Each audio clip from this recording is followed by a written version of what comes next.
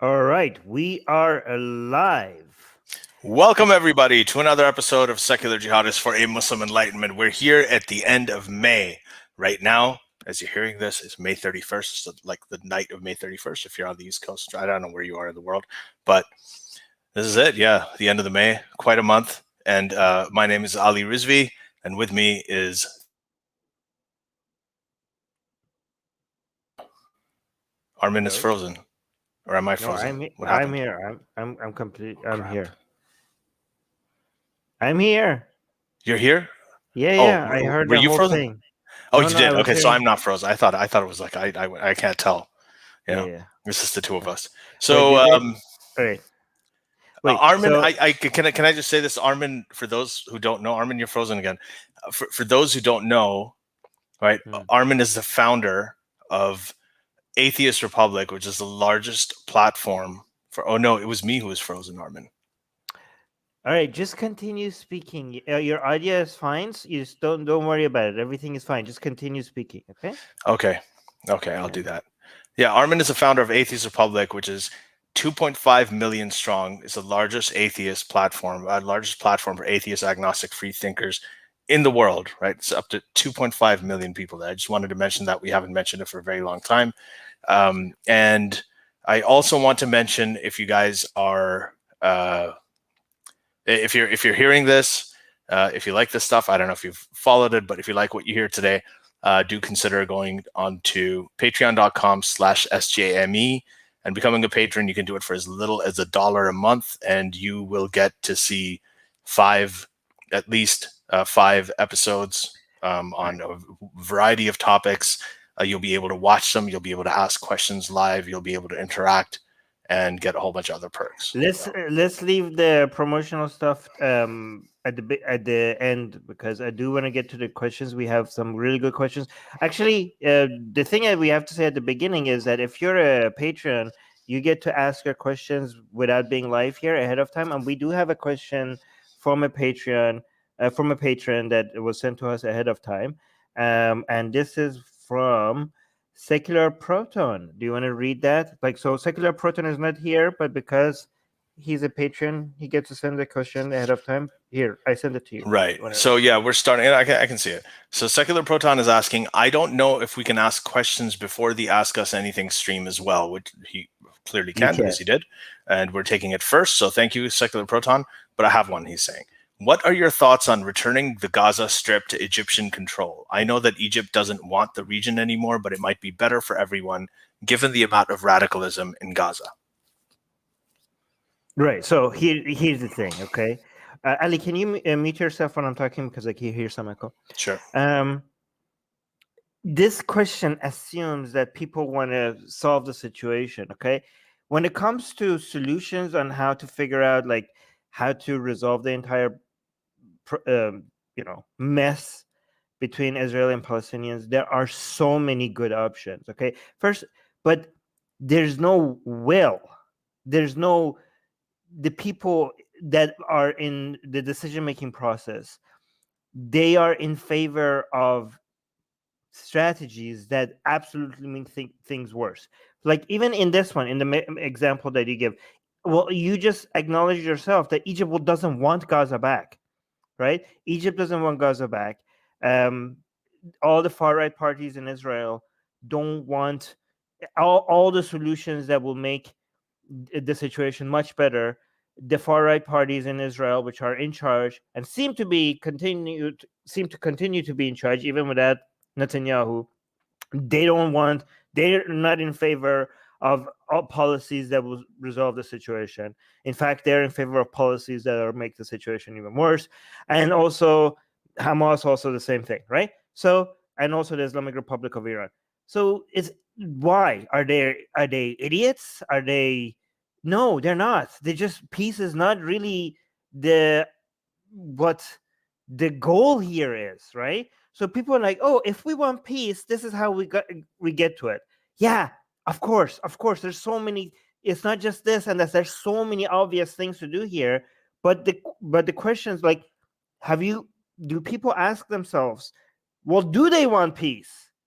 Because they don't, right? Maybe before we even figure out how do we get to peace, maybe you should ask, well, are the people who want that even in charge? Because they're not, right? So what's the point of saying like, well, if we do this and this and this, things will be resolved, when we know that the people who make the decisions are not in favor of those things. Like, as long as they're in charge, none of those things are going to happen, right? Ali, what do you think? Yeah, I agree. I don't think that there's any will for it. I think that the intentions of everybody are like Gaza. Hamas runs Gaza, right? Pretty much, and there are a lot of Gazan people who are complaining about Hamas all the time. Like, we hear from them all the time. At least I do. And Hamas has just this agenda that's beyond just Palestinian liberation. They want to. It's an anti-Semitic agenda. They want to destroy the Jews overall, not just Israel. I mean, they just have a huge problem with it. On the other hand, a lot of the Arab countries, they want to use Gaza and they want to use the Palestinians as a way to put up a front against Israel. This is just something and to make Israel look really bad and look like and make them a pariah on the world stage. So, this is these people being used. I mean, if you grow up in the Arab world, if you've lived in Saudi Arabia, if you lived in Egypt, if you lived in any of these places, the way that they talk about Palestinians. Palestinians are considered like the scum of the Arab world. They actually treat them very badly, the way they're looked down upon everywhere. So, I mean, they don't take any Palestinian refugees. The other thing is Egypt controls the southern border of Gaza. If they want to, there's all these bombings happening, all these children dying in Gaza, and you get all of this stuff from Egyptian activists. They're talking about, and from people all over the world. All the Muslims are really upset. Like, look at these images of dying children. But they won't open the border and take in refugees. They can. They control the southern border of Gaza. They share the border with them. Everybody talks about the blockade on Gaza when it comes to Israel, but they don't talk about the same thing when it comes to Egypt doing the same thing to the Palestinians. Yeah. I mean, if they're treating them like, if Egypt's government is treating the Palestinians like this, obviously this is not a mess they want to deal with. Why would they come and be like, oh yeah, let's take this whole thing that the whole world is trying to solve and is not able to solve? Why would Egypt step in and is like, okay, let's take this mess and make it our problem? Of course, they don't want to make that their problem. Like, they're not going to do that. Okay, the Palestinians have more sympathizers in the United States and in Western Europe than they do in the Arab world. Period. And it doesn't matter what they say. It doesn't matter what their stance is. Doesn't matter what the posturing is. Well, the Islamic Republic of Iran is the main supporter, state supporter. Right. That's the main state supporter. But none of the Arab countries are. That's just, there's no will. So Armin, absolutely right. I agree with you. Yeah. So, by the way, Ahmed just became a member. Thank you so much, Ahmed. Thank you very much. All right. Good to have you here. Afif Khaja is asking, can you please comment on the situation of Muslims in Austria? Oh, did you hear about this, Armin? The government has published maps of Islamic mosques, and Muslims fear there will be attacks on mosques. And this is true. The Austrian government has published a map of like 600 mosques and exactly where they are. Why? And because it was last year, like late last year, they had an attack. There's an Islamic State sympathizer who went and killed a bunch of people. I can't remember exactly how many, but there was an attack. So that was, I think, and there is this sort of there's this sentiment over there in Europe anyway. So they've done this. Yeah, but it seems like they're. So what are your thoughts on it? This seems like overkill. Of course it's overkill. Yes, I completely agree. I think it's overkill. What it does is you're basically like creating more radicals this way. Yeah, you're conflating. There's Muslims, like a majority of Muslims, like in Austria, at least in the Netherlands, I know many of them were Turkish and Moroccan. Austria, I assume it's the same thing. A lot of European sort of Muslims are from Turkey. They're from Morocco. I mean, a lot of these people are pretty much nominal Muslims, and what you're doing is you're publishing, like, regular people go to mosque. People in my family go to mosque. People who are like just completely sort of almost pro-secular Muslims, they go to mosques on Fridays. And now you have these mosques they're all on a map. I mean, imagine if you did that with synagogues. But here's the thing: I'm not. The reason why I'm being hesitant, like coming up with a judgment on it, is because I don't know the details of this. But on the surface, without knowing much detail, this seems like horrible idea. Again, if you want more radicalization, just be mean to this, like ostracize a group of community and make them feel like they're not welcome in the country, and separate them for the rest of the society, make them feel unwelcome, make them feel separated, segregated, and ostracized, and demonize them, and you will have more radicalization. I mean, this is how you get radicals. Like, congratulations. I can't be more, unless there's something else happening here. It seems like a very bad idea. What could, Armin, what could possibly, just give me an example, since you're mentioning it, under what context, and what could be happening that would justify just publishing the names of the addresses of all the mosques and maps of where all the mosques are, just so people can watch out for political ideologies? Well, let's say there's just a study on figuring out how demographics in society works, and they're doing this with like everything. They're doing this with mosques, churches, synagogues, community centers. That is expressly not happening. Yeah, so I'm just saying, that's why I'm saying I don't know why they did that. I'm just saying, like, that's why I didn't know what's going on. But like, let's say that there was like maybe there was like an academic study to just see the influence of mosques on the demographic on society. Maybe it was something objective. So that's what I'm assuming that it's not. I'm assuming that it's actually something bad. That's why I'm calling it out as a bad idea. But again, because I haven't looked into it, I can't be like 100% certain that this is what's happening. But so I'll say the integration minister, let's just give some information for those who haven't heard about it. The integration minister, Suzanne Raab, in Austria, said the map is intended to, quote, fight political ideologies, not religion, end quote. But critics fear that it could lead to hate crimes. And they're saying, imagine if we had a Judaism map or a Christianity map in Austria, right? And officials categorize the map as a tool in the fight against political Islam, a broad term that Austria's government uses to refer to any Islamist movement that strives to restructure society according to religious ideals, contradict democratic principles. Right. This is where you need to be more targeted. You have to target, like, and if you don't, you're playing into, you're encouraging political Islam. If you target everybody, that's what they want. They want that war of clash of civilizations. That's what the extreme, the fundamentalists want, and you're playing into their hands. By violating civil liberties. I'll say one more thing: violating civil liberties. Then this is a clear violation of civil liberties. When you're doing that, you're not just you're not fighting terrorism. You've become a victim of it. You've become a victim. That's what they want you to do. And now you have become a victim of that fear, and you're acting out of fear, and you're violating your own fundamental principles, your own Enlightenment values of civil liberties and everything. And there's nothing they want to see more than for you to violate your own principles in order to, peace, whatever. But that's it. That's all I'm going to say about it. No, that's right. When it's looks very Orwellian. It sounds like a police state, and if you want more radicals, this is how you get them. But Susanna is saying she's a shame to all Susannas. I'm kicking her out of the Susanna race. Yes. Oh wow, this is a nice comment. So Chia Ayase is saying, hi, I hope you guys are doing well. Thank you. Oh. Yeah, we are. I think we're doing well. Armin, are you doing well? Yes, very much. Ghost Bunny saying, hello, loves. Hi, Ghost Bunny. All right, cool. There's a question from James Sunderland, 1101. He's asking, hey, Armin, it's right under hello, loves. Oh, wait. Right under hello. There we go. Hey, Armin, is Mahmoud Ahmadinejad extreme? Yeah, well, he's extremely crazy. So there's that. Yeah. That's it. That's it? Yeah. I thought you were going to go on. This is an Iran question. Mahmoud.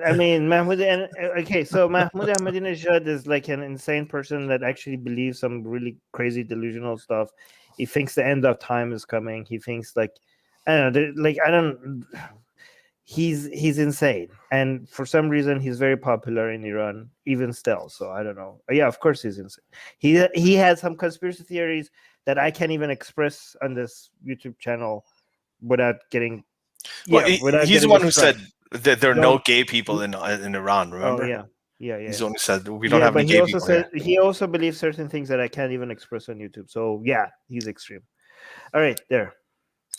Okay, Chia Ayase is saying, damn, whenever I see a live stream involving Armin, my finger immediately types Atheist Republic before realizing it's Secular Jihadists. Well, you know what? That works for all of us, actually. It works for all of us.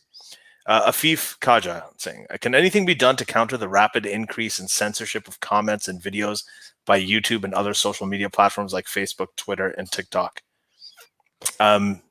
By who? Anything be done by who? By us? No, we're powerless. We have to just accept it. But I don't know. But it depends on by who you're talking about. Because like honestly, like we could just cry. We can just cry about it. That's all we can do. But I don't know. Like Ali, what do you think? I have a sort of an intermediate to long-term solution for this kind of thing. And it's the same thing when we talk about diversity, equity, inclusion, how these committees are everywhere, and like, how do we counter all this woke stuff and the irrational woke? And I was like, get on the committees. If you're a brown person, if you're like a person of color who does not like all this woke stuff, and you find that it's condescending to people of color, which it absolutely is, get on the committees and speak out, because there are going to be a whole bunch of white people on the committees, and they can't ignore what you say as a person of color. Same thing here. Apply for jobs, find jobs at Facebook, find jobs at Twitter, find jobs at TikTok. Who's gonna change their career path because it not change the career, but people who are already in that. There's a lot of people listening to. Here's the problem. Okay. Yeah. They have these YouTube, Facebook, TikTok, whatever. They have correctly evaluated that coming off as left-leaning might have some social cost to them, but not that much. Being center or coming off as center, right-leaning, or apathetic could have the consequences to their bottom line is more than if they do a little bit overdo it on left-leaning, right? Like there is really not that much of a power of like censorship or anything against them. There is no social cost. And they, so if you do overdo it a little bit on acting here's the thing, the consequences of letting comments that might come off as hateful, even if they're not, if they remove those, the cost, the penalty they have to pay for that is not that much to these companies, right? But at the other hand, if these companies are marked and labeled as, I don't know, homophobic or allowing transphobia or allowing anti-Semitic comments or anything like that, that label on them could really hurt them. So they might as well just overkill rather than underdo it. Sure. So they're going to go with that. I mean, no, they are going to go with it. They're not idiots. These people have access to a lot of data, and they make these decisions based on what is best for them. So how are you going to change that? This is why I said it's an intermediate to long-term strategy. I'm not saying that everybody change their career paths and go get a job at Facebook. I'm saying if you're one of the people who has a problem with this stuff, right, and you are in this field and you're working in that field, then to try to change the system from the inside and get there, or if you have contacts or there, change it from the inside. If even if you're from the inside, if you pressure them, their analysis is going to be the same. They're going to be like, screw you, that's your opinion. We know what's better for us strategically. This makes us I think that's a little too cynical. I don't think that it works that way. It's not cynical. It's like I'm actually like not. I'm treating these companies as sane. I'm saying that they're not evil. They're just being strategic, right? Yeah, but so strategic. It's the opposite of cynical, because I'm not suggesting like these are companies that are just there to censor you, and like, no, they don't give a crap. They're for-profit companies and they want to survive, and that's what they're designed to do. What do you expect from them? I work, my day job is with like a tech company, right? And I have a different role there.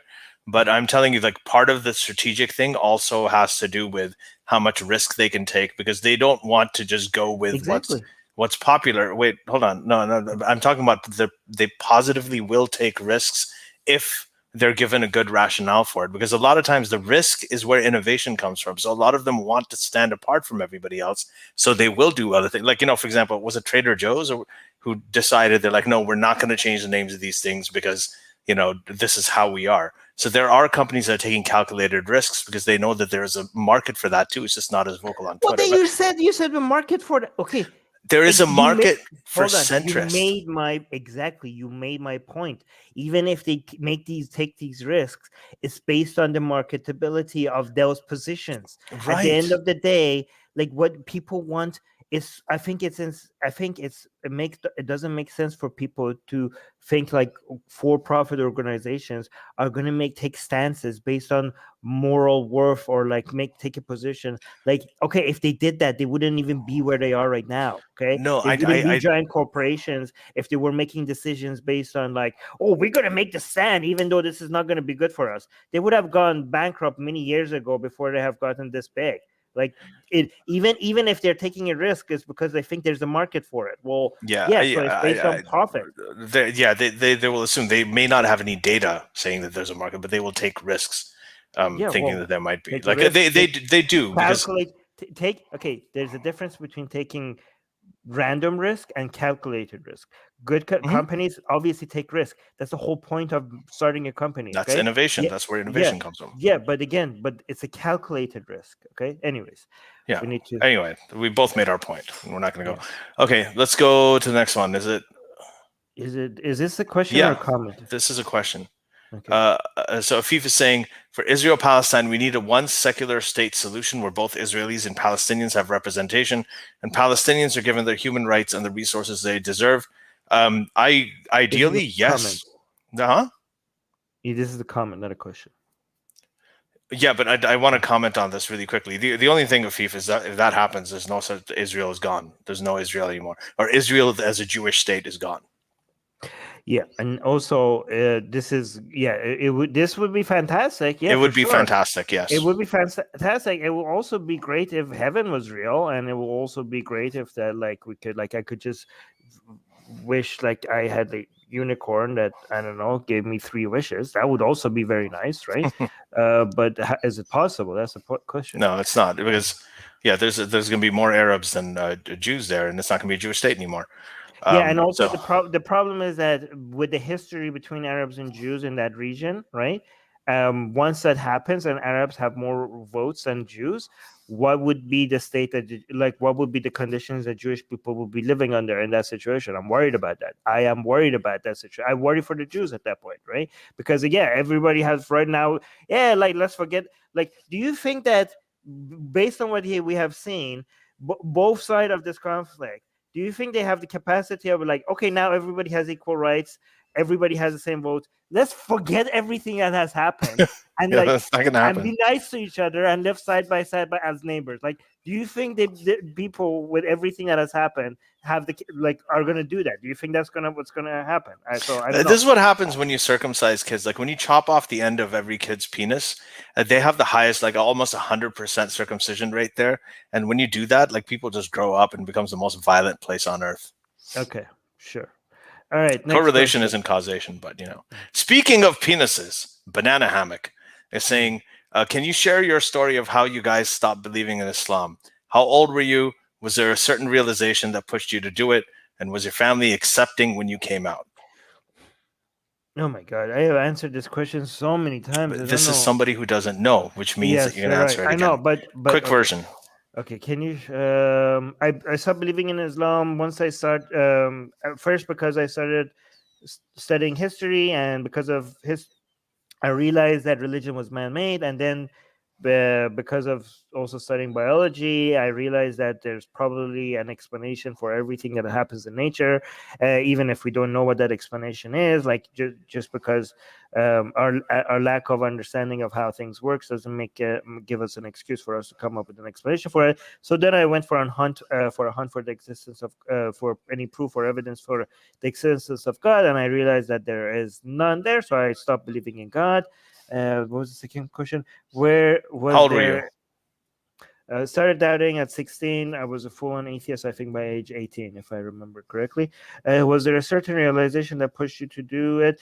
Again, the whole idea of looking at the evolution of religions made it very obvious. Well, it wasn't a eureka moment, but that was the moment that I realized there's something wrong here. And if these religions are man-made, why would I think that my religion is not man-made? And was your family accepting when you came out? At first, they were very accepting because when I was religious, I was extremely religious, and I was bothering them about them not practicing, not fasting, or not praying. So when I became an atheist, their reaction was like, "Oh, thank God," because they were happy that I was not going to bother them anymore. Thank With God Armin is an atheist. Thank you, God. yeah. But the problem was that eventually I started talking so much about my atheism in a theocratic, like in Iran. And the reason why they were scared about that is because they thought that it's going to put me, it's going to get me killed. So they were very supportive when I wanted to leave Iran and go to Canada. But yeah, initially, not only they were supportive, they were very happy that I left my religious fundamentalism. Anyways, you go ahead. Oh yeah, I have to do this too. So how did I'll try to make it really quick. How did I stop believing Islam? I went through phases. Like I was first had doubts when I was like 4 or 5 years old that things didn't make sense. As I grew older, I went back and forth. I started looking at the Quran as a Quranist. I started like looking at interpreting it in a very liberal way. I basically eventually got rid of the hadith because I couldn't reconcile that with anything. Tried very liberally interpreting the Quran. It didn't happen. I went through that phase. And at one point I just realized it was written by men. And that's the point. I was like, okay, this book is definitely written by a dude. So that made me just get rid of Islam overall. And it pretty much made me an atheist at that point. None of the other religions seemed much better at all. Just once it happens, you realize that it's all just bullshit. How old was I? I think ultimately when it finally happened, it was probably, I don't know, my 20s. I was kind of back and forth on the God thing. Ooh, I beat you. You did. Yeah, no, I was back and forth on the God thing. I'm still like, if you say, is there a higher power? Is there a structure? Whatever, I'd say I'm sort of agnostic. But when it comes to religion and theism, like I'm like a personal God, I'm atheistic. Was my family accepting when you came? Was your family accepting when you came out?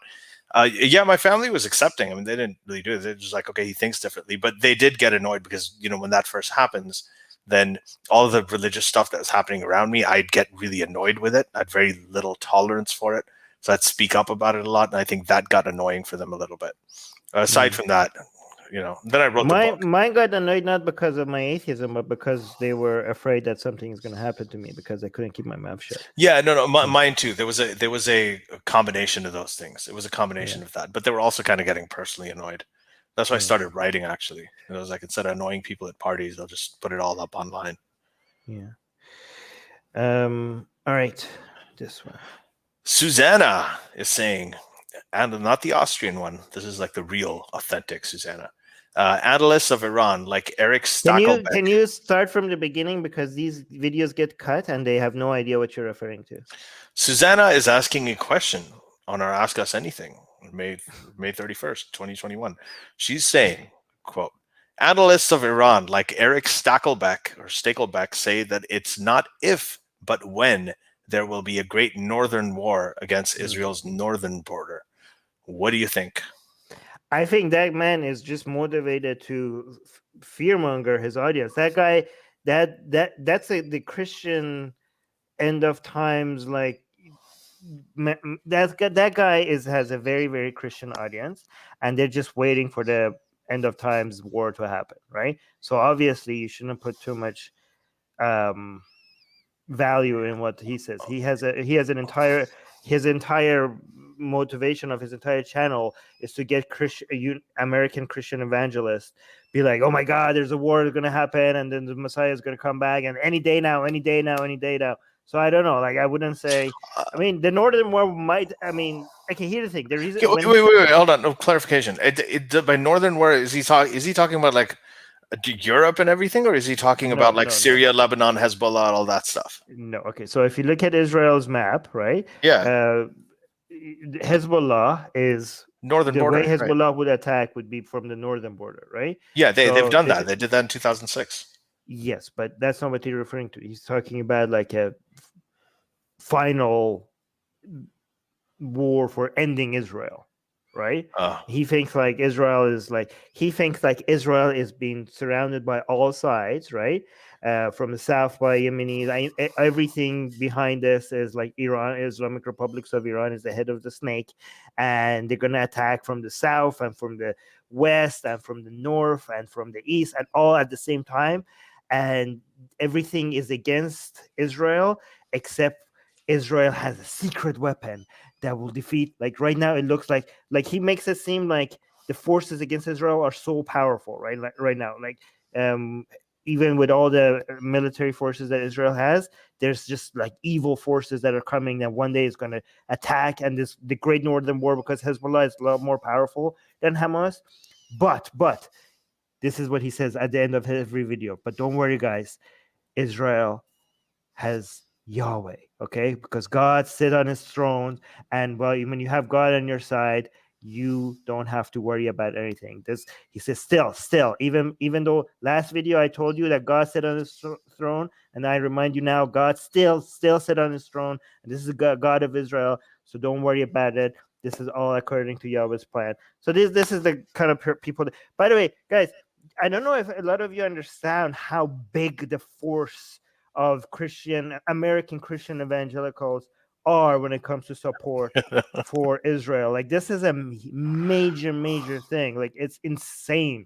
It's crazy. Like right now, the Christian evangelical support in the United States for far-right Israeli parties is greater than American Jews from United States. So like right, well, of course American Jews, but like this is such a giant movement, and I don't know if people understand how much money and how much lobbying and how much resources. And it's very interesting because like far right Jewish groups in Israel accept that from these Christians while thinking they count on them more. Let me finish. What they accept the support while thinking that these people are crazy, right? They're like, okay, you insane crazy people, whatever, but sure, we'll take your support if you want to give it to us, but you guys are like, they themselves think they are nuts, right? Because obviously they have a different religion and they think like Jesus is gonna come back. Yeah, anyways, but okay, it's Yahweh or the highway. Yeah, the only throne God is sitting on is some like toilet in Georgia. Here's the thing, guys, but this great northern war, okay, why, okay, that would be the end of Hezbollah, and that would be the end of, I don't know, the Islamic Republic of Iran right now. Do you think that's what they want? Right? Like, do you know how much the world will be united again? Like, I mean, I guess the attempt. Okay, so here's the thing. The understanding is like, look, Hamas attacked Israel, and it was like a fraction of the power that Hezbollah has, right?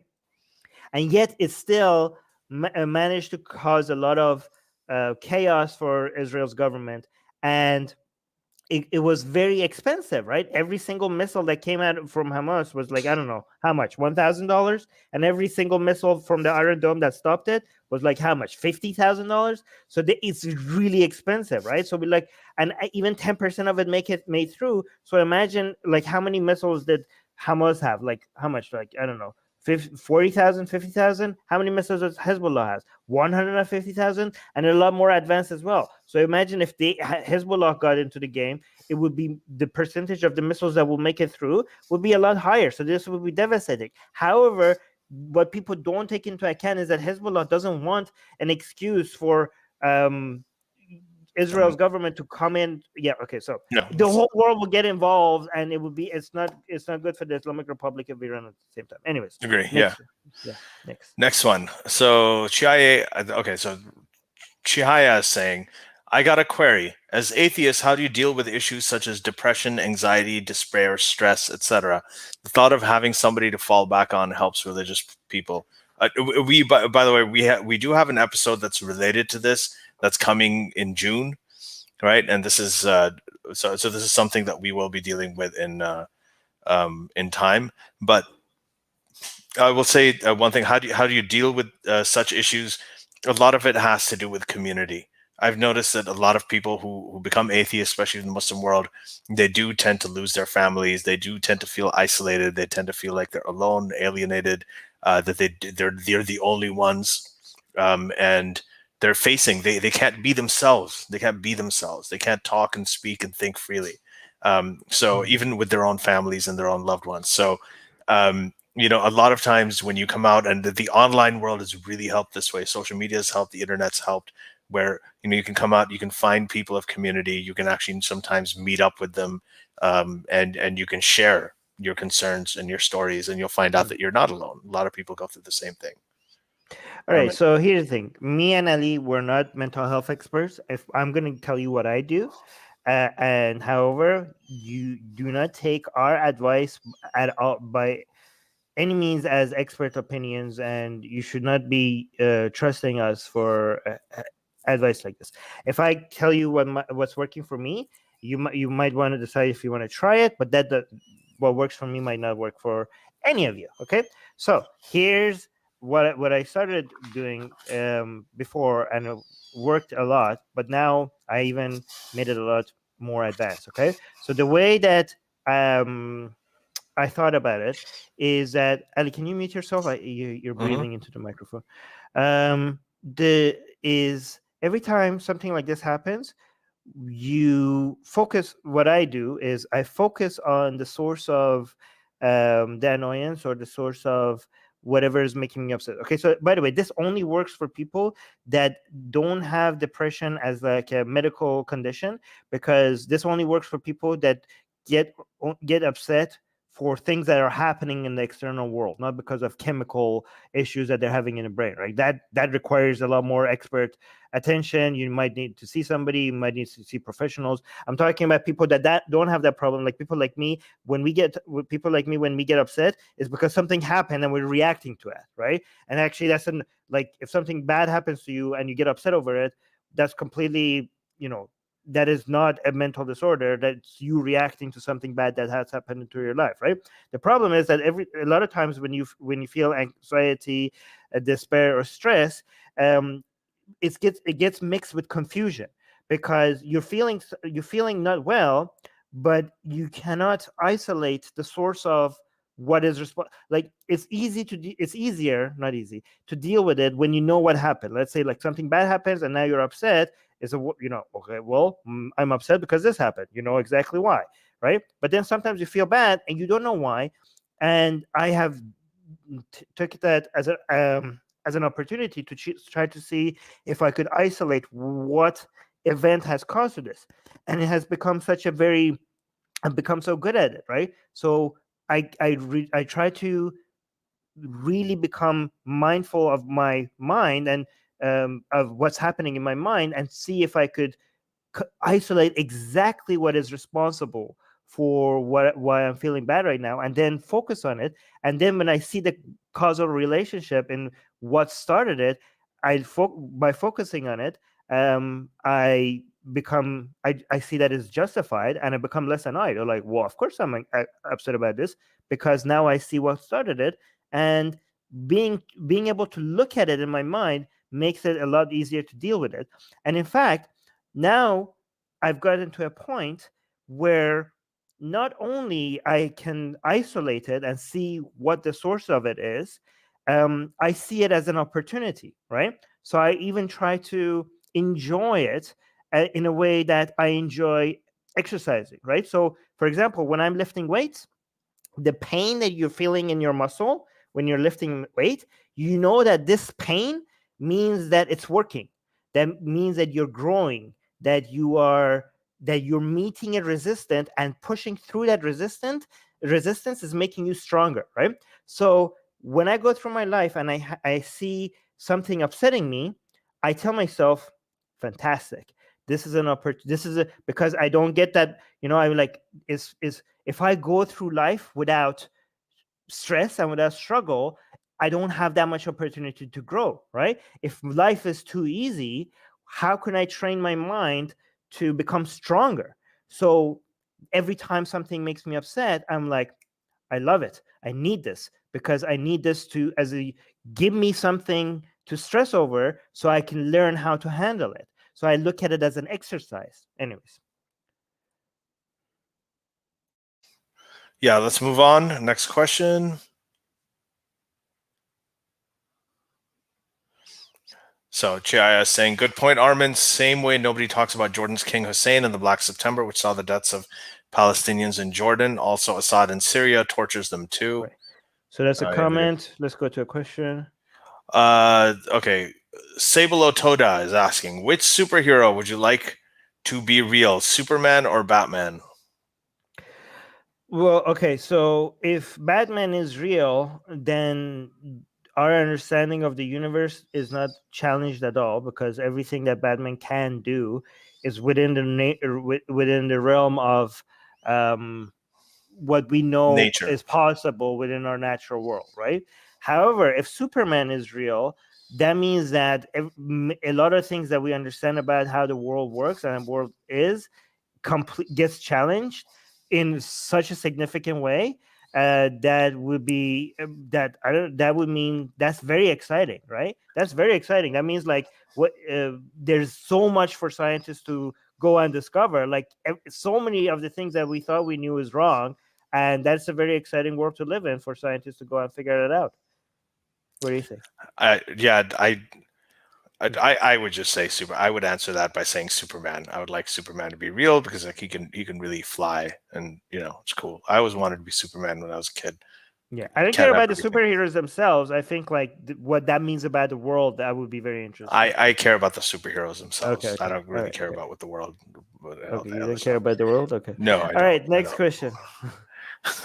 D. Boudreau is asking your thoughts on state-sponsored kidnapping of journalists from commercial flights in Belarus. What are your thoughts? Okay, D, here's a question for you. What do you think we think? Like, it's obviously insane. I mean, God damn it. It actually makes me think like I want to make sure that I never fly over Iran as well because of what's possible now. God damn it. No, this is. I mean, it's insane. Like I don't know what else to say. It's a terrible precedent.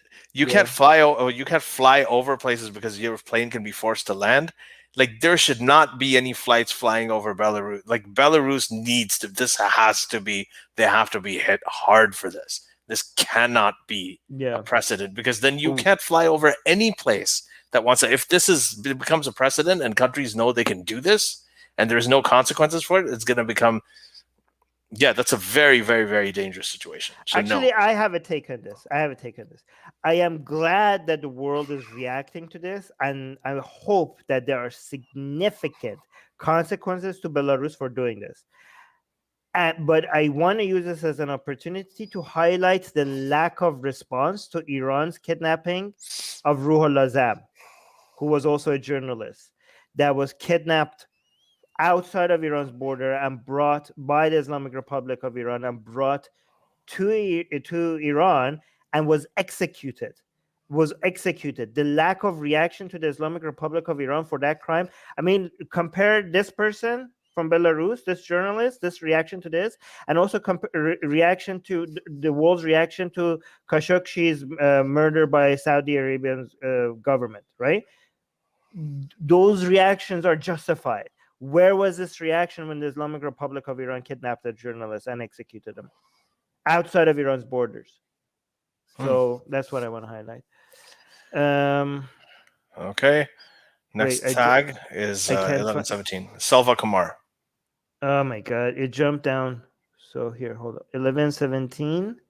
That's right. Hold on 1 second. There we go. Found it. Yeah, I'll start reading it out. So Selva Kumar is saying, who is the second worst leader that handled the beer bug badly? Oh, no, we can't talk about that. Sorry. Can't talk about the beer bug. Sorry. No, YouTube has become very aggressive. We got a strike on Atheist Republic. Sorry, Selva. Something else. Yeah. So Free Somali Minds is saying, hey guys, hope you're well. Are you now vaccinated or nah? Oh, we can't talk about that either. Sorry. Guys, don't ask beer bug related questions. YouTube is very, very. Don't even mention the V word, Ellie. Yeah. YouTube, guys. Again, YouTube is insane right now. So. Yeah.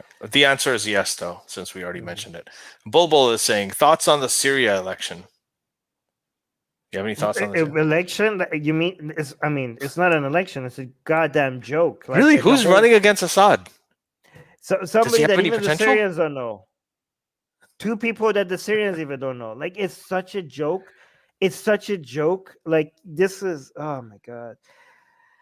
The only way that no, I don't know what to say. Like, okay, so basically, Assad is running against two people who are basically there just to make it seem like. I mean, is there anybody that thinks that this is a real election? Obviously, like, I want to meet the people that think like, yeah, maybe Assad doesn't win. Maybe maybe one of those two other candidates is going to win. Like, I want to meet those people. Do those people even exist? Do those people even exist? I don't think anybody exists that thinks that this is actually a genuine election. Here, I have a question. Like, when dictators do stuff like this, what is this for? Like, who is this for? Because it's such a joke that I don't think it even internally has an audience.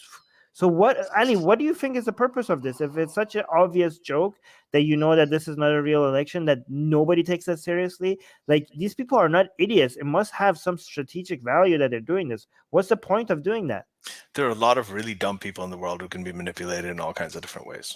They just are. Yeah, but I mean, if you're such a dictator that, like, do you So even they have need something this? to say. They're like, well, they did election. There's a lot of dumb people in the world, Armin. There's a lot of dumb people. Okay, but You saw what happened in the last 4 years, okay, and people yes, think no, that Ali. Democrats eat babies. I mean, come on, like, this is in the most developed country in the world. You don't understand my question. Okay, but do those dumb people's opinion, why does that matter to Assad?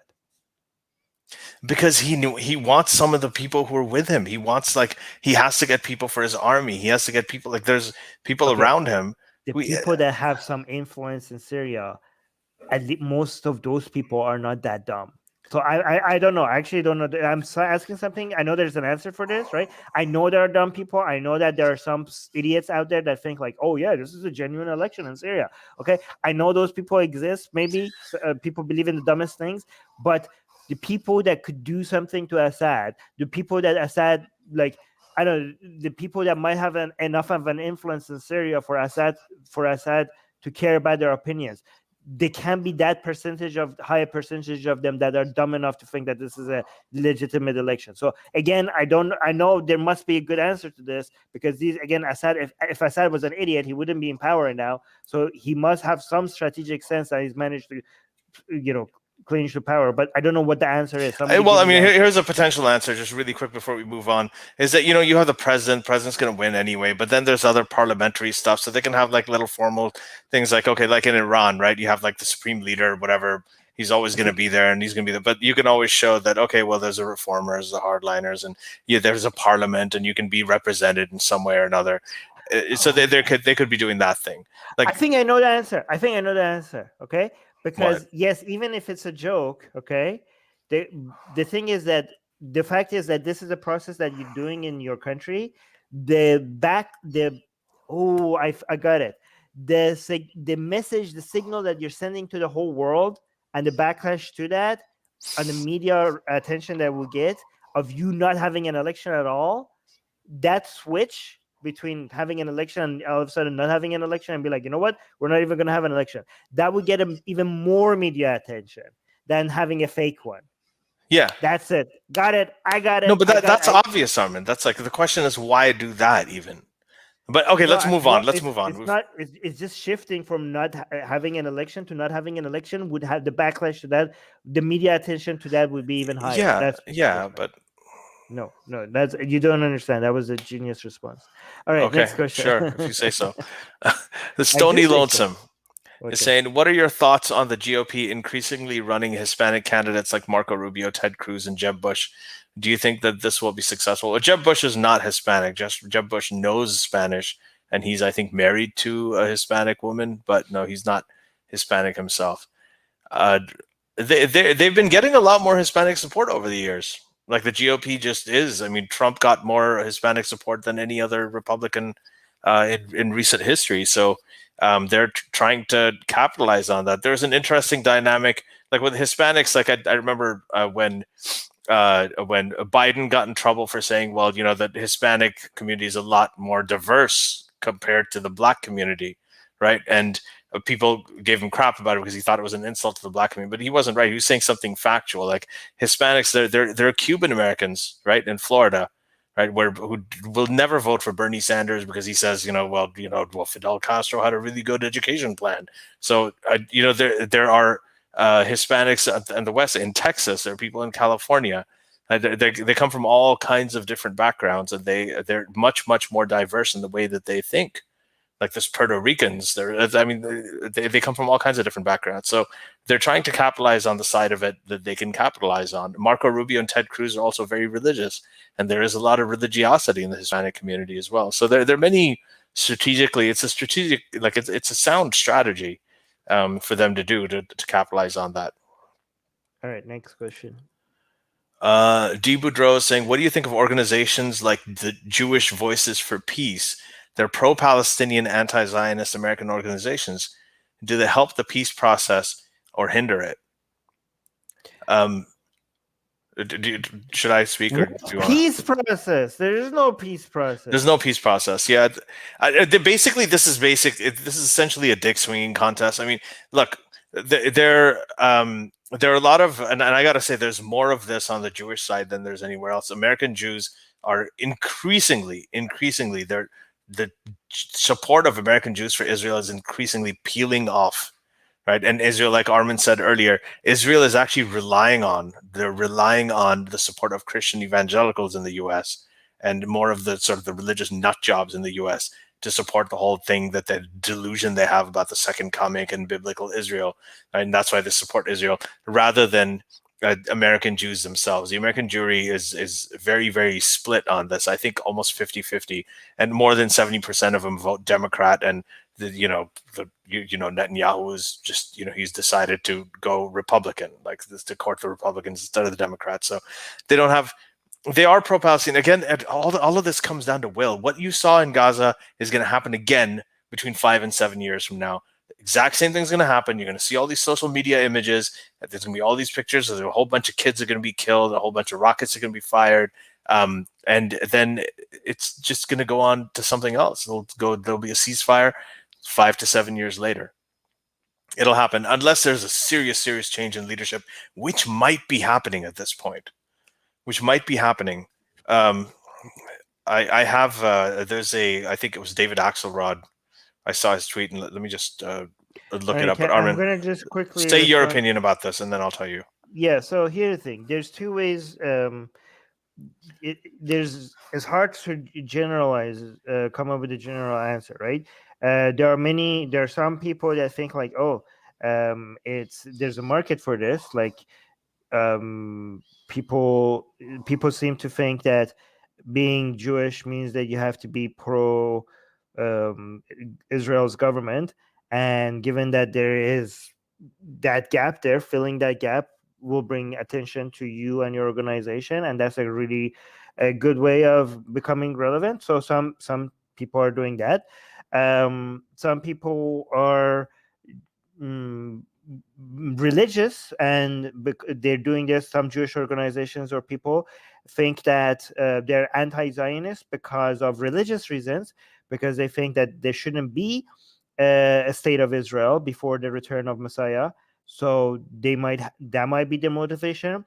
But the one that the one that might have some more merit to it is the people who don't want their identity. It's not that they're using their identity to bring attention to something. It's that they don't want their identity to be used to assume a position, right? So maybe they're challenging the idea of, like, if you're Jewish, you have to be pro this or pro that, and people are like, some people want to make it clear that their conclusions on their positions is based on how they evaluate things, and it has nothing to do with their ethnicity.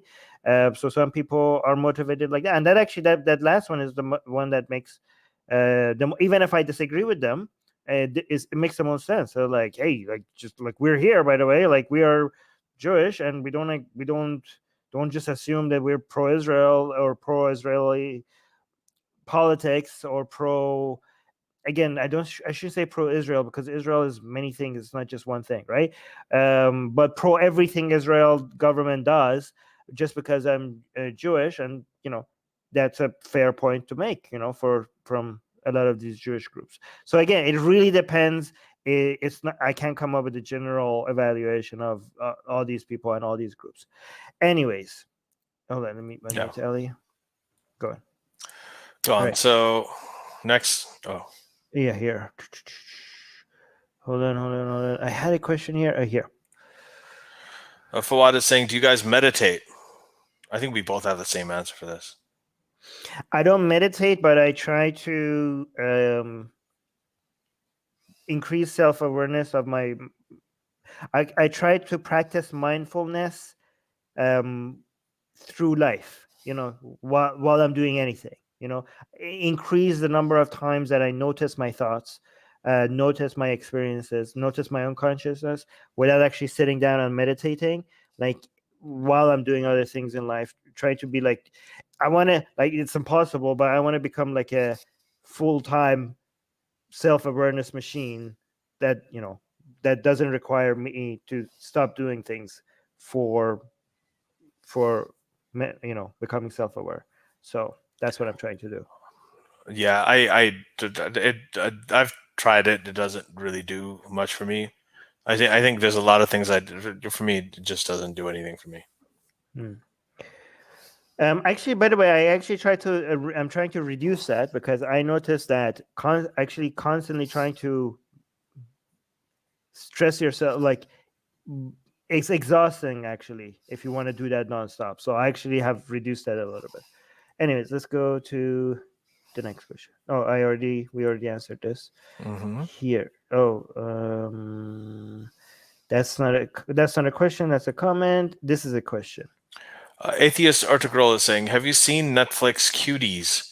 Were you aware that 3 of the 4 girls in the show and the director have a Muslim background in real life? No, but I think this is a French movie that was, the people said, like, sort of sexualized young girls, even though the whole point was to start a conversation about the sexualization of young girls. So I remember reading an interview with the director, and yes, that's right. So I knew that the director did have a Muslim background. I didn't know that the girls in the show had or I think it was a movie. I don't know if it was a show or a movie.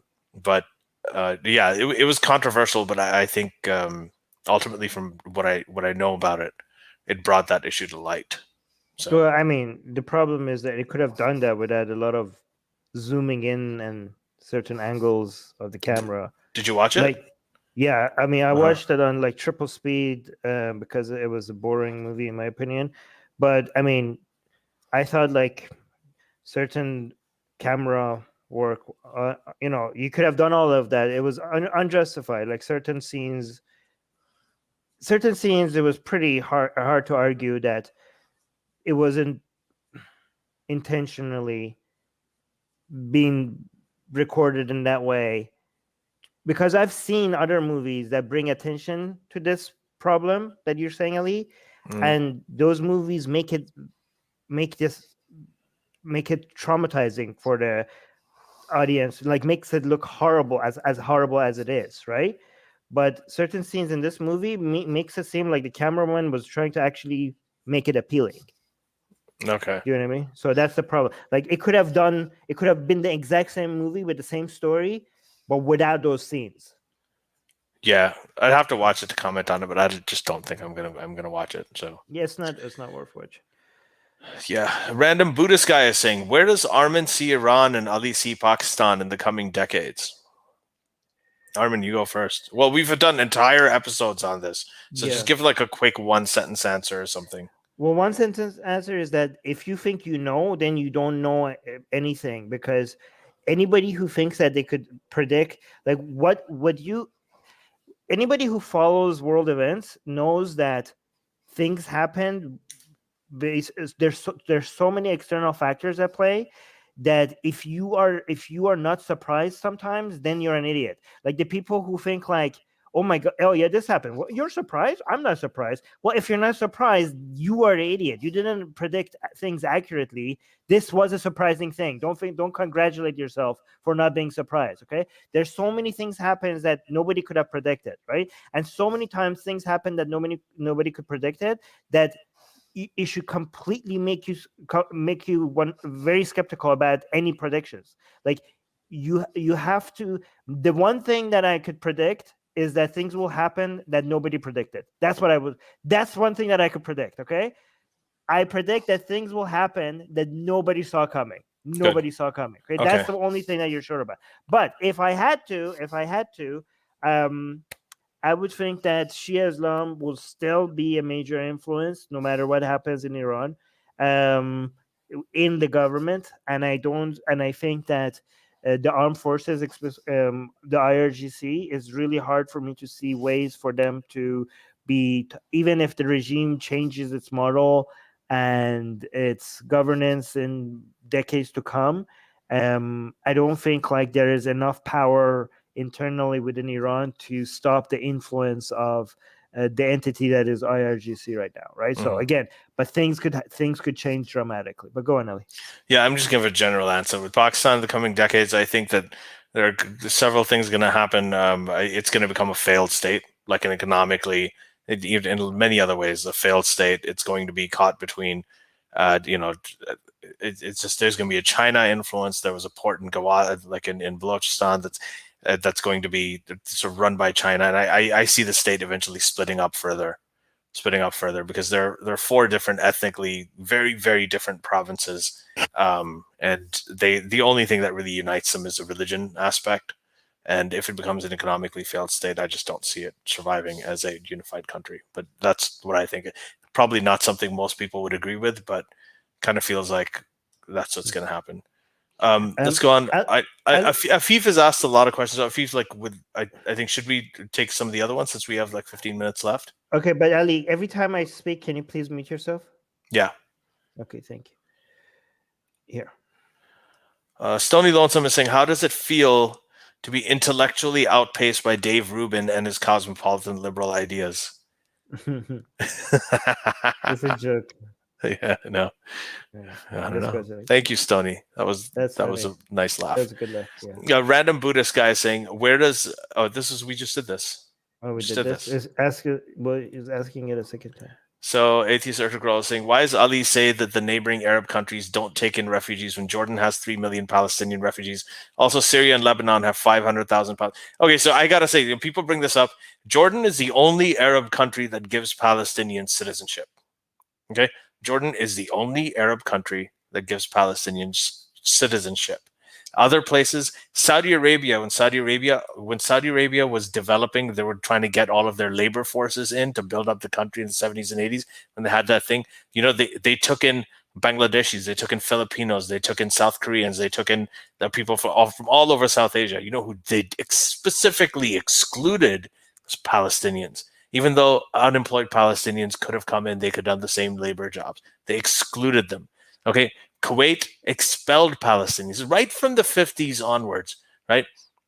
Every Arab country, and you're right, Jordan is an exception. They're the only people who have actually given them, allowed them in and given them citizenship. Other Arab countries will hire them. Lebanon has taken. Yeah, Lebanon has taken them, but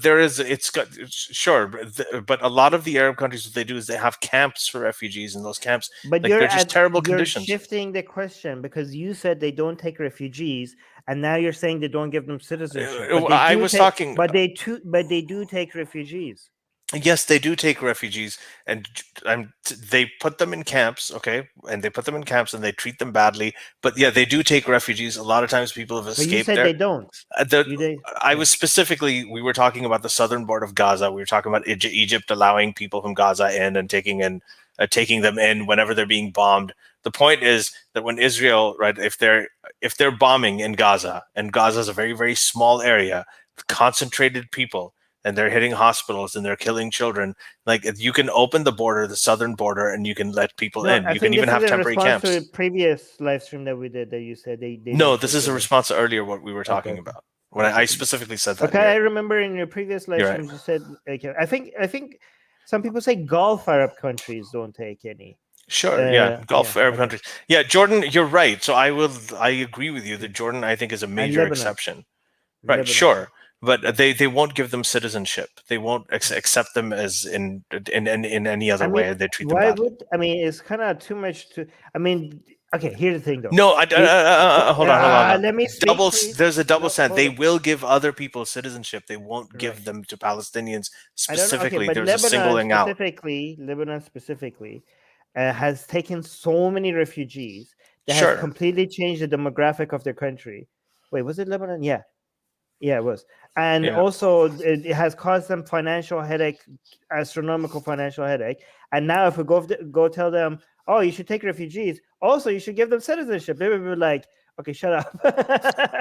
like seriously, after all we have done, and all these other countries haven't done anything, you want us to not only give them refugee status, but also give every single one of them citizenship? Like, is that not too much to ask? I will accept, that I was, I was very, very general about this. And yes, there are exceptional cases, but for the most part, the way that Palestinians have been treated and Palestinian refugees have been treated, or whether they've been taken or not by most Arab countries around, especially the richest ones who have the power to help, they don't want to help for very specific, strategic, anti-Israel reasons. They want to use the Palestinians as a pawn against Israel's. Some people might say, like, this is just a way, whataboutism, to make Israel's treatment of Palestinians look better. That's what some people might say. Anyways, let's go to the next question. Mars is saying, Ali, Armin, where do you guys see the GOP in 2024, including Trump? Where are they headed? I'm not sure what to make of this supposed divide within the party. Well, Marjorie Taylor Greene is going to lead the Republican Party. That seems like what it is. Marjorie Taylor Greene, you know who that is, Armin? Yeah, of course. Okay, I'm just asking. Marjorie, I guess most people know who that is. That is a person who's leading the party, because she's the one who thinks that the whole election thing was a conspiracy. She thinks that, and they have ousted the person who was fighting against that. Liz Cheney was voted out by the Republican Party. Over 70% of them believe that Biden is not the elected president. So Marjorie Taylor Greene is an accurate representative of the Republican Party, and it's going to be a problem. It's going to be a problem because they still have a lot of support. There's still a lot of Republicans. Ultimately, Republicans are a solid minority. Nobody cares about the national vote anymore. They have to depend on like a disproportionate Senate, Supreme Court, unelected judges, all of that stuff to win anything. So Republicans are a minority. They're just using all of the elements of the system to stay in power. Ultimately, it's doomed. Texas is going to go blue. Georgia's already going blue. But 2024, there's a threat. Trump, right. Where do you think Trump's going to be? All right, I'm going to answer this really quickly, guys. And I do think that this is why people don't like it when I answer questions when it comes to predictions, because I think like predictions, most of them are useless, and even the ones that end up getting the predictions right, they got it right by chance. It was accidental that they got it right. Okay, the number of external factors when makes trends happen are so high that the only thing that is guaranteed is things will happen that nobody saw happening, right? And again, when think about it, here's an example for you guys to be able to see how hard it is to predict these things. Who saw Trump coming? Who saw, even when he was running, how many people predicted that this guy is going to be leading the GOP? How fast did things change? Did anybody seriously come and analyze it and were like, yeah, I completely, based on not people that got it by chance, the people who were actually serious predictors, people, serious commentators, analyzed and predicted, like, yeah, I see like in 4 years, Trump is going to be leading the Republican Party, and this is going to be an entire movement. You see how unreliable things are. You see how things shift in ways that nobody saw coming. That's why I'm saying that do not rely on predictions. Even if you're predicting, do it for fun, but also understand that these things are not predictable. Anyway, right. We don't even know what's going to happen in the midterm elections. Haven't even come. That'll give you some sort of sign. But there's no way you can tell now what's going to happen in 2024 in U.S. elections. The only thing you can say for now, right now, Marjorie Taylor Greene is a representative of the Republican Party. Anybody that here's also any content creator that you're following, if they give you predictions that they are certain about, that should be a red flag for you. Even if they end up being right about it. If they are giving you, any content creator you follow, if they're giving you predictions and they're saying like, yeah, this is what's going to happen, that should be a red flag for you. All right. Gossam is saying, what's the result of a comparison between animals' rights in Canada or US and human rights in Iran or KSA? Wait, I don't understand the question. Can you explain? He's saying what? So he's basically asking us to compare animal rights in Canada versus human rights in Iran or King Saud University. Oh no, the Kingdom of Saudi Arabia. I don't think it's okay. As bad as things are in Saudi Arabia and Iran, okay, the way chickens and cows are treated in anywhere on the planet is by far worse. Okay, even worse than Saudi Arabia and Iran is North Korea. Okay, North Korea is on a per cap, not on a total number basis, but on a per capita basis, the worst violator of human rights on the planet. And so the way humans are treated in North Korea is better than the ways animal farms are treated on the most liberal advanced countries, in Canada and United States. Definitely animals have it worse. Yeah. And again, go on. No, I mean, it also, like, I'll just make this really quick and move on to the next question. I think is it also depends on the animal. If you're talking about the pets that people have, I'm talking that's about very most different. animals. Yeah, if we're talking about most animals in general, yeah, you're right. Yeah. Let's go to the next one. I think we're 12:10. Let's take 2 or 3 more questions. Afif is saying, can you comment about the rise of ISIS in Mozambique and recent attacks in which 50 civilians were beheaded? We covered that on Atheist Republic, I think. Go watch that. Yeah. It's bad. This is bad. This is not good. Yeah, obviously. But it also means that ISIS, like in Africa, like there are some safe havens for ISIS to reform. They're going to try to do it. But a lot of it, by the way, some of it is actually certain ISIS groups moving from one location to another from the Middle East, but some of it is also pre-existing radical groups that were there that are just using the branding of ISIS. So it really does depend. So it depends on the location, but I don't know which one of those two is this one. I would suspect the latter, but let's go to this one. We've already done this one, Random Buddhist. You've been posting it several times, so guys, try to avoid it. If we get to it, we get to it. No, because Okay. If you've tagged us, just leave it be.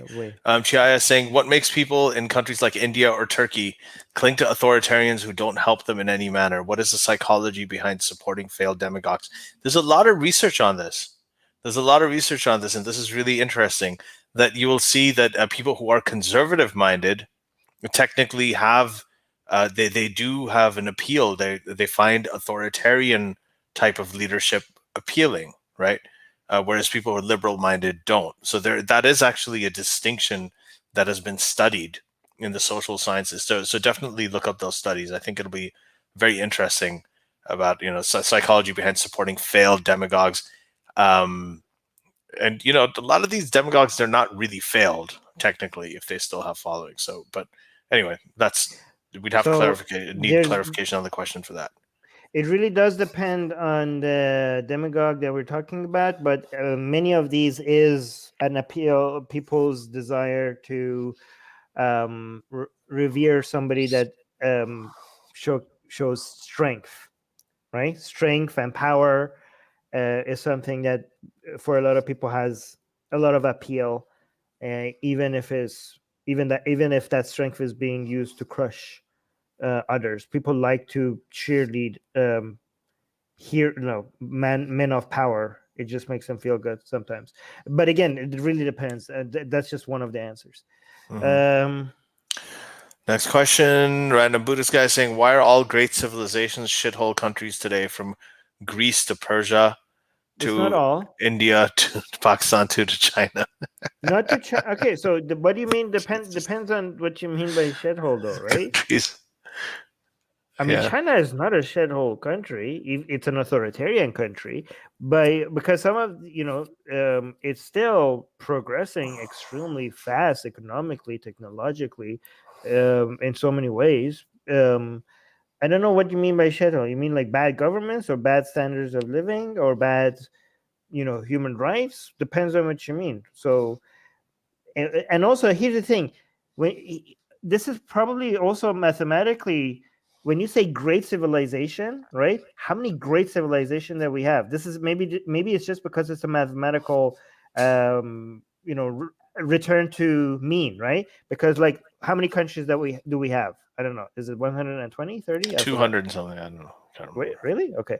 But overall, we have so many countries. But when you talk about great civilizations, you're talking about like at any point in time in history 2, 3, 4, 5 great civilization, right? So if you just randomly pick a country, if you pick like a great civilization, and history time changes, for that country, there's many different factors that changes. What are the chances among, I don't know, one out of, like, let's say 100 or 200 countries, what are the chances of this country remaining a great civilization after so much time and so many things changing, given that the ratio of being a great civilization compared to all the other countries is very low? Just by that factor makes it statistically very unlikely for this country to remain a great civilization, right? Right. So maybe right, that's it's just a math, it's just a statistic. Okay. Last question. We're gonna have to, because I got. Last question. Let me see if I could Sorry, find guys. somebody I that have an interview coming up, so yeah. Anything? Okay, here, You Mirjallo. choose one. No, we can't answer that. Sorry, Mirjallo. We can't respond to anything. YouTube is very sensitive about that. We can't respond to that. Ali, which one should we pick since it's the last question? I can't. Here. I've actually lost. Here. I don't even know what you're highlighting. Here. All right, here we go. Last question from Kafai or whatever. Do you think lack belief atheists avoid the burden of proof? Lack belief atheists? I don't know what lack belief atheist means. Every atheist is a lack belief. All right, avoid the burden of proof. There is no burden of proof on atheists. If you don't atheists. believe in something, you don't have to prove anything. That you can't. If you don't believe in Santa Claus, then I don't have to ask you to prove why you don't believe in Santa Claus. Right? There's just a simple Santa Claus, unicorns, fairies, leprechauns. You don't have to show. You don't have to prove to me another thing. And I'm going to say one more thing. If you want to, this is a Carolyn Porco example. The astrophysicist Carolyn Porco said, if you want to prove that there is a cockroach in your house, all you have to do is find the cockroach. Like, there's a cockroach in the house. If you want to prove that there are no cockroaches in the house, you have to go through every nook and cranny of the house, look everywhere, and look simultaneously, because you could be looking in one place and the cockroach could have gone somewhere else. So it's virtually impossible to prove the non-existence of things. It's actually probably impossible to prove the non-existence of things in most cases. So no, they don't avoid the burden of proof because there is no burden of proof on them. They're not trying to prove anything. This should be the last question. Mir Jalal is saying, Ali, do you think sometimes Armin is too logical? I think I don't think there's any such thing as too logical. I think Armin is a very, very logical person. You can be logical, and I think that the balance that we provide is well, actually, Armin, you're not that bad at this. You do tend to think. There was a time when I think that you used to try to think very, very linearly, but now you do contextualize things a lot more, right? Because human beings are irrational, and you do account for that. You do account for it. So you're not totally Asperger's. No, I used to think, like, I changed my mind on this. I used to think that if I say something that I think is clear, any misinterpretation of what I'm saying is the responsibility of my audience, and it's their fault that they are reading into what I'm saying things that I haven't been saying. But then, I changed my mind. I think you're responsible for the audiences you create, and you have to take if certain things you say keep coming across to many people in a way that you didn't mean it, maybe you have a problem. Maybe you need to look into how you're expressing it. Like, you are responsible for not just what you're saying, but also how what you're saying is coming across. Yeah. So that's why I think I changed my mind on that. Yeah. No. Thank you for this, because I'm glad that because I noticed. I just realized right now when I was saying this, I was like, I've noticed that you have, like, for quite a while been contextualizing things a lot more than you used to. So yeah, and I'm glad to hear that was a conscious effort. That's actually kudos to you. I think that's good. That's how you grow. That's how you evolve. I think it's amazing, and that's why we love Armin Navabi, everybody. Yeah, and also, by the way, I want to give credit because this is because of critique coming from mostly leftist people that made me change my attitude towards that. So a lot of people think I'm full on anti-leftist and I don't listen to what they have to say. But no, this is a critique of a lot of the things I said, and I thought about it, and I changed my ways because of that critique. So yeah. Quick recommendation, Armin, before we go. We do a monthly recommendation at the end of the thing. What do you recommend? Something you've seen, watched, read? Okay. So this is for my Persian followers in the audience. There is a playlist, which is the philosophy. But I'm doing a lot of live streams now that are in Persian, and I need to enhance my vocabulary when it comes to Persian words, to more sophisticated Persian words. So I'm looking at a playlist when it comes to the history of philosophy in Persian. I will find a playlist and I will let you know what it is when, as well, Ali is coming up with his recommendation. Mm-hmm. Go on. Yes. So, are you going to do the playlist? Okay, guys. I'm going to find the playlist. Yeah. Okay, and I might have to log off right after this because I'm going to run late. But I'm going to give 2 recommendations, and both of them are articles. Oh, did you find it? There you go. Armin's showing it on the screen. Armin, can you read it out and can you explain it, what it is?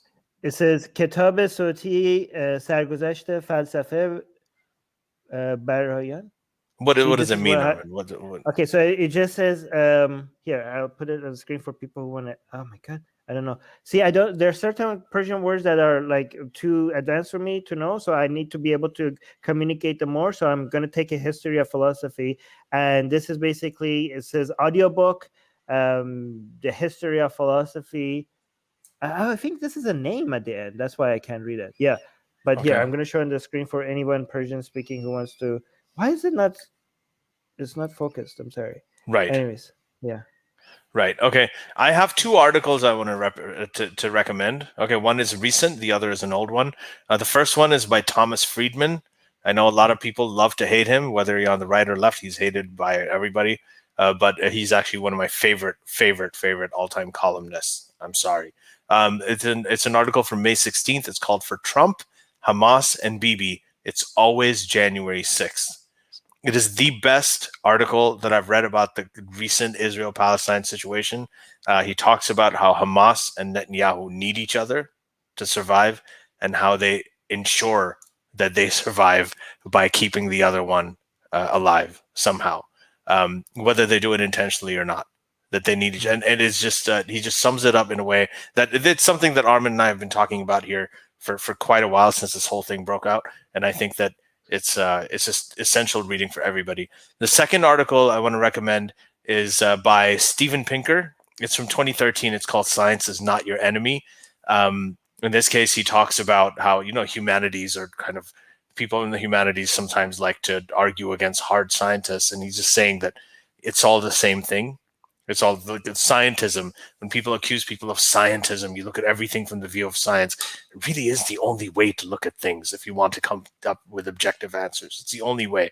And this article is essentially a defense of scientism. We did have Steven Pinker on the podcast a couple of years ago, so if you want to see that, you can check it out too.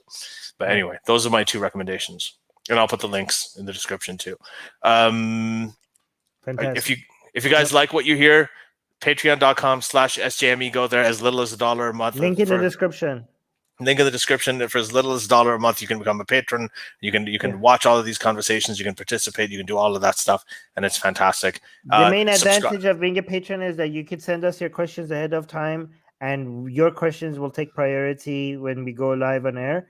And you don't have to be here live for us to read and answer your questions. And also, we have a lot of live streams that are Patreon only. And if you're a patron, for those, and those are topic specific.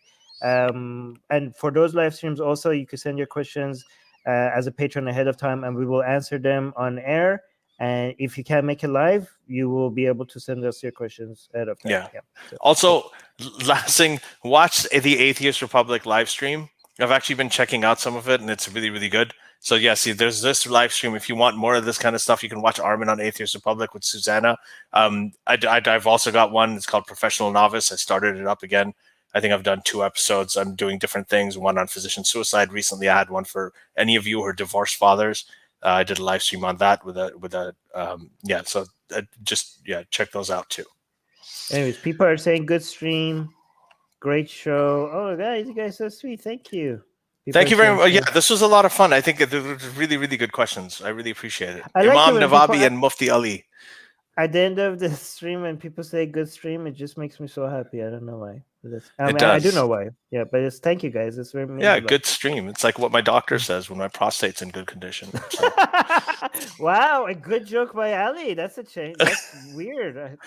Okay, good. Yeah. All right, guys. Bye. All right, guys. See ya.